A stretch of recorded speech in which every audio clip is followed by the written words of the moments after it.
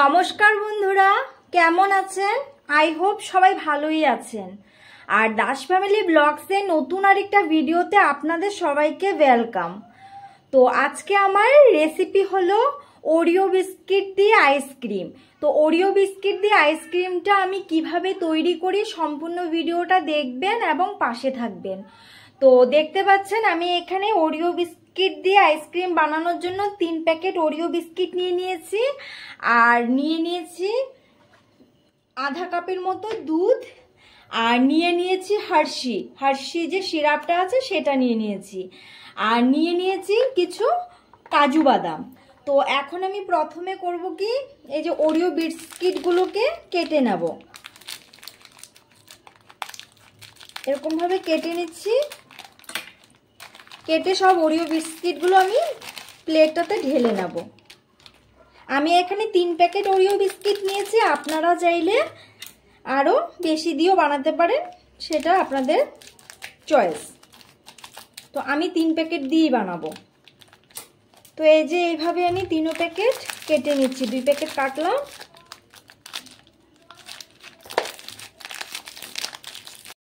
তো সব বিস্কিটগুলো খুলে নিয়ে নিয়েছি। এবার একটা মিক্সিং জার নিয়ে নেব। জারের মধ্যে আমি সব বিস্কিটগুলো দিয়ে দেবো, দিয়ে একবার ভালো করে পেস্ট করে নিয়ে আসবো। তো চলুন আমি বিস্কিটটাকে পেস্ট করে নিয়ে আসি।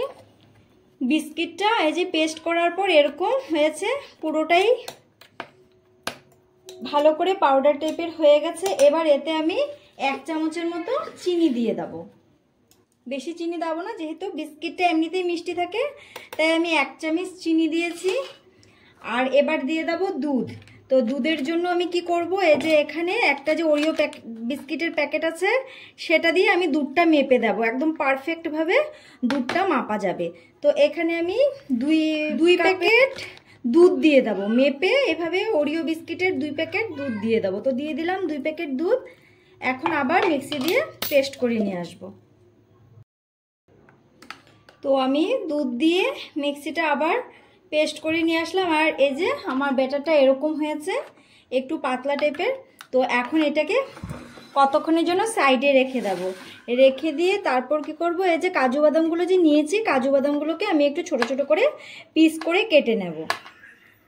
তো এই যে পিস পিস করে আমি কেটে নিচ্ছি। আমি এখানে কাজু বাদাম দিচ্ছি, আপনারা চাইলে পেস্তা বাদামও দিতে পারেন, কিশমিশটাও দিতে পারেন, অসুবিধা নেই।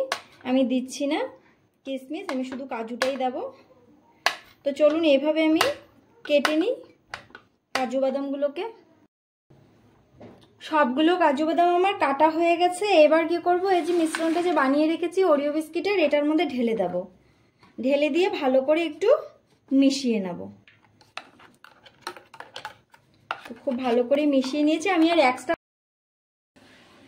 তো দেখতে পাচ্ছ এখানে আমার ব্যাটারটা তৈরি করা হয়ে গেছে। এই যে আমি একটা বাটিতে ঢেলে নিয়েছি, আর কাজুটাও তো আমি মিশিয়ে দিয়েছি। কাজুটা কতক্ষণ ভিজতে দেব, তারপর এটাকে সাইডে রেখে দেব। আর এখানে আমি আইসক্রিমটা বানানোর জন্য 4টা যে কাপ থাকে জল খাওয়ার কাপগুলো, সেই 4টা কাপ নিয়ে নিয়েছি। এখন এই যে হার্শিটা আছে না, হার্শিটাকে কি করব, আমি একটু ধুয়ে নিয়েছি গ্লাসটা। তো এই যে এইভাবে আমি একটু লাগিয়ে নেব। তো দেখতে পাচ্ছেন আমি এইভাবে ঢেলে দিচ্ছি।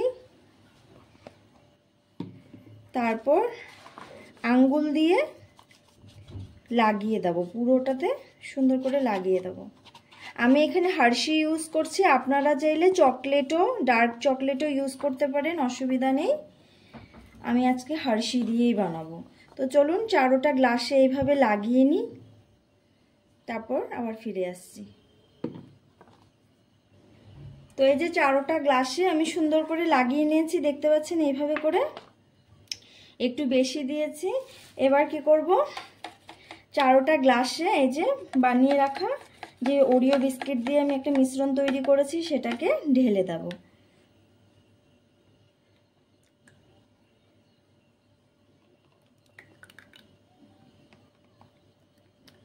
তো ঢেলে দিলাম আমি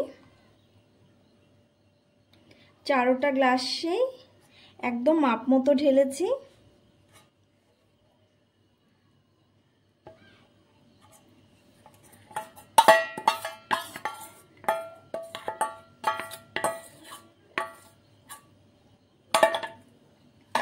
দেখতে পাচ্ছেন চারোটা গ্লাসে এভাবে মাপ মতো ঢেলে দিয়েছি আমি।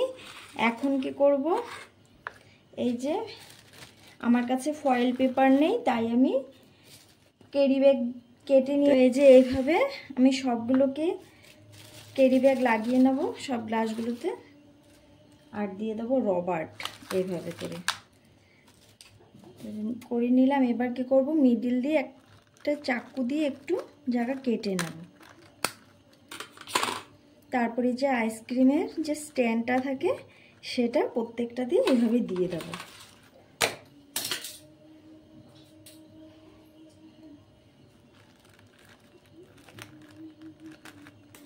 কেটে নিলাম।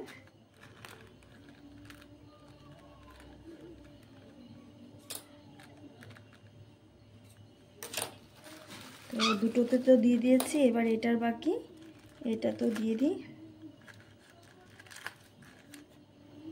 তো চারোটা গ্লাসে এভাবে আমি একটা পলিথিন দিয়ে লাগিয়ে নিয়েছি। এখন কি করব, একটা প্লেটে এভাবে তুলে ডিপ ফ্রিজে 4 থেকে 5 ঘন্টা আমি রেখে দেব।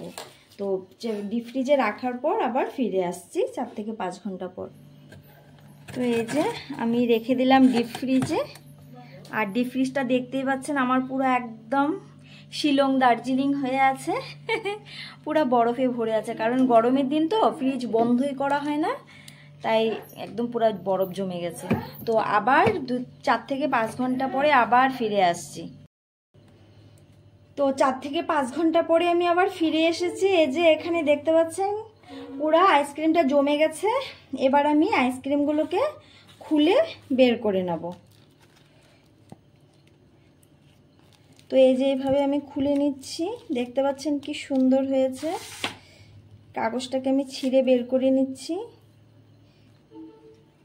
আর এই যে আমি একটা থালাতে ঢেলে দিচ্ছি, ঢেলে রেখে দিয়েছি। দেখুন কি সুন্দর হয়েছে আইসক্রিমটা। তো আরেকটাকেও আমি এইভাবে বের করে নিই। অ্যাকচুয়ালি কি হয়েছে, আমি আগেই বের করে রেখেছিলাম ফ্রিজ থেকে, তাই একটু বেশি গলে গেছে।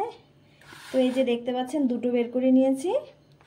তো চলুন এভাবে ইয়েটাকে ছিঁড়ে, গ্লাসগুলোকে ছিঁড়ে বের করে নিই, তারপর আবার ফিরে আসছি। এই যে এইভাবে করে আমি খুলে দিচ্ছি।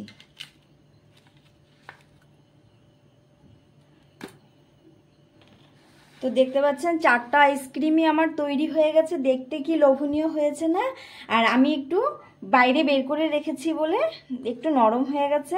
আইসক্রিম তো ফ্রিজ থেকে বের করলেই নরম হয়ে যায়, তাই বের করে সঙ্গে সঙ্গে খেয়ে নিতে হবে।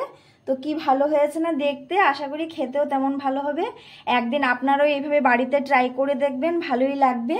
তো আমার এই ভিডিওটা এ পর্যন্তই রইল। যদি আমার ভিডিওটা দেখে আপনাদের ভালো লেগে থাকে তো অবশ্যই আমার চ্যানেলটাকে সাবস্ক্রাইব করে পাশে থাকবেন এবং ভিডিওগুলোকে লাইক কমেন্ট শেয়ার করতে কিন্তু ভুলবেন না। নেক্সট আরেকটা ভিডিওতে আবার দেখা হবে। ভালো থাকবেন, সুস্থ থাকবেন।